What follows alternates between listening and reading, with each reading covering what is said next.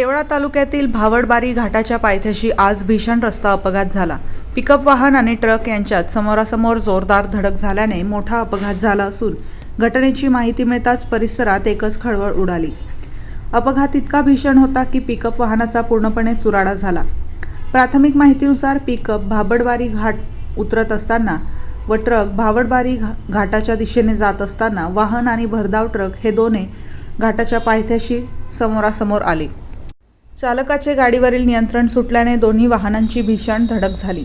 धडकेचा आवाज इतका मोठा होता की आजूबाजूच्या गावातील लोक धावत आले। अपघातात पिकअपमधील चालक डेअरिंगमध्ये दाबला गेला असून ट्रॅक्टरच्या मदतीने बाहेर काढण्यात आले।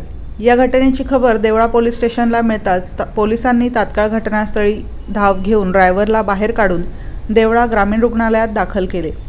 अपघातामुळे काही काळ भावडबारी घाटातील वाहतूक ठप्प झाली होती। पोलिसांनी क्रेनच्या मदतीने दोन्ही वाहने बाजूला करून वाहतूक सुरळीत केली।